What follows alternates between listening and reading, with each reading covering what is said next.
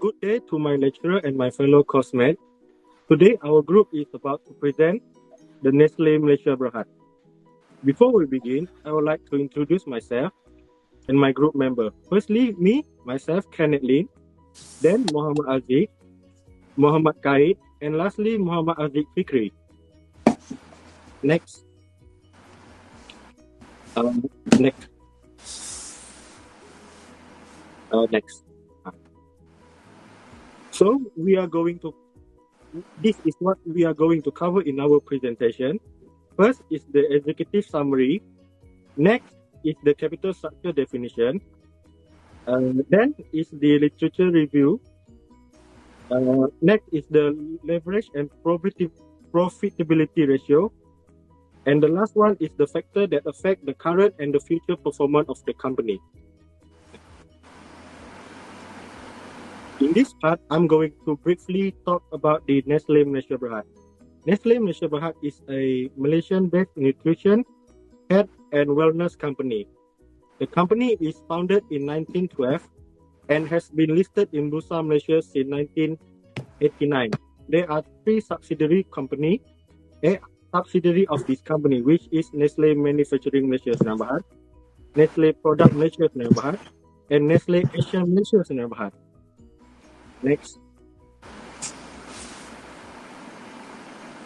The next slide is the capital structure definition. There are actually a lot of capital structure definition. However, in our assignment, we just take 4. Firstly is Gangeni, 2006. Gangeni has defined the capital structure as a mix of security of financial sources used by the corporation to finance real investment. Next is the definition by Gisman and Dutter that has stated that capital structure is a mix of long-term debt and equity which are maintained by the company. Besides that, Parmesivan and Subramaniam has defined the capital structure as the relationship between the variety of long-term source of financial, which is equity capital, preference share capital, and debt capital. And lastly is the definition by the Brigham and Enhart, where the main purpose and objective for the capital structure is to comprise and gather all the optimal mix of debt and equity. I will pass the presentation to the next presenter. Thank you. Hi, my name is Muhammad KENNETH bin AZIZ. So I would like to present about literature review from Nestle. So Nestle has been sustained in the business for almost 143 years. And right now, Nestle company can be categorized as the most successful company in the world. Nestle also has introduced a product that covers pet foods, pharmaceutical products, and cosmetic also. As each of the years passed, Nestle has increased their products, which include chocolates, coffee, soup, cereal, frozen product, yogurts, mineral water, and other food products.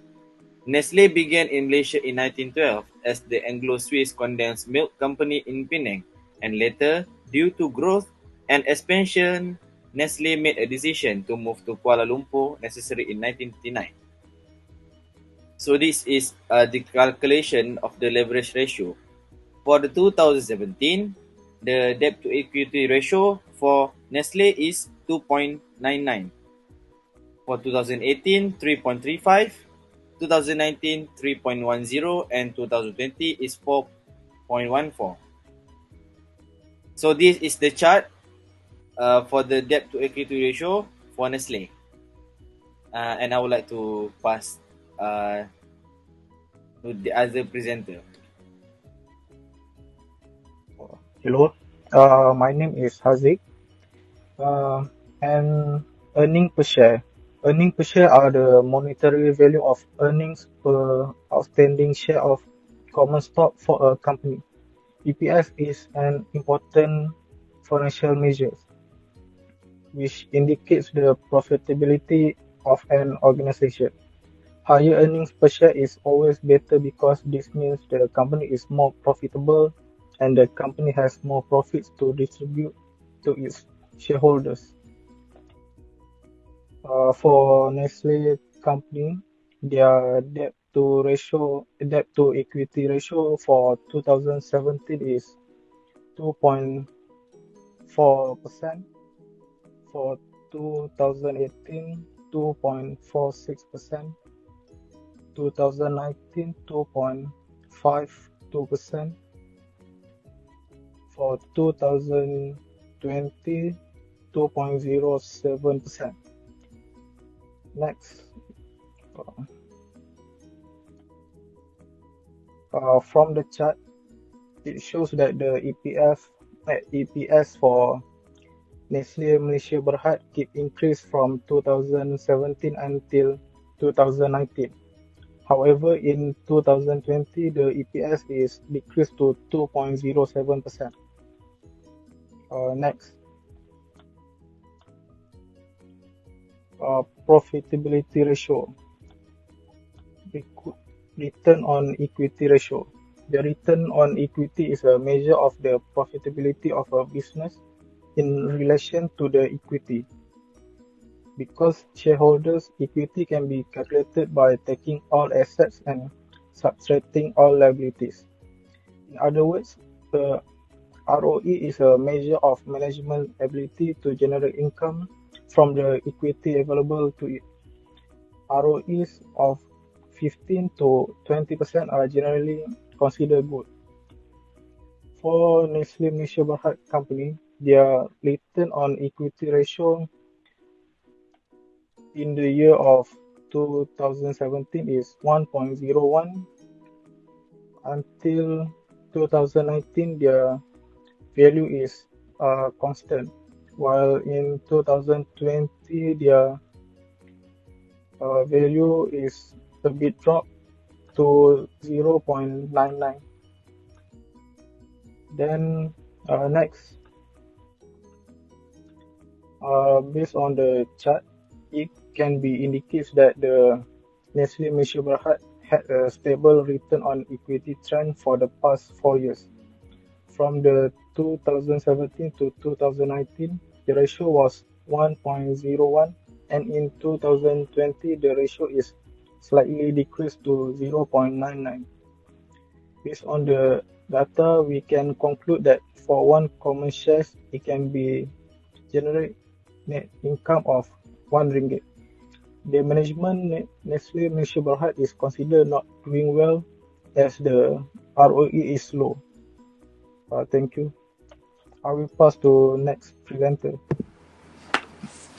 Hi, Assalamualaikum. My name is Muhammad Haziq bin Sobri and my metric number is D201810848845.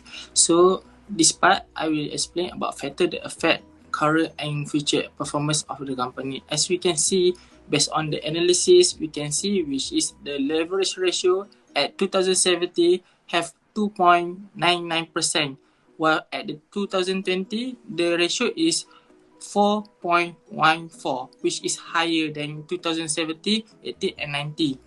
So from this, we can see where the company at 2020 have high debt, which because leverage, when leverage is high, mean the company have many debts.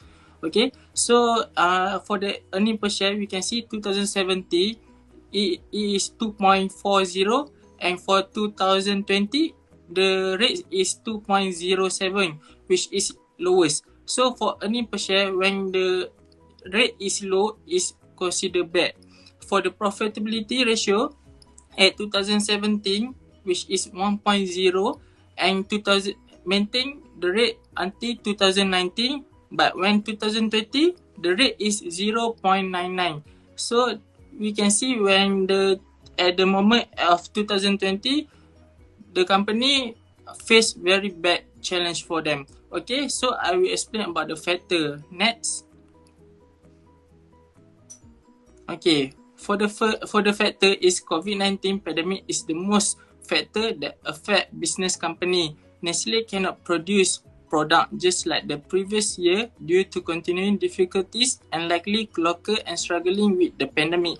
Nestle sales decrease due to the virus pandemic expenses increase can also refer to the COVID-19 pandemic. Nestle might need to cover the labor cost, cover the cost of COVID-19 swab test. As we know that COVID-19 have arrived in Malaysia at the beginning year of 2020. So with this case, it caused a huge impact to the company. Next. So for the conclusion, in conclusion, Nestle Malaysia Berhad shows potential and decent financial profitability ratio and high leverage ratio in their capital structure. Nestle is a very strong and stable company that can compete with other multinational companies within the same industry, even with low liquidity and high leverage. Okay, that's all from my presentation part. Thank you.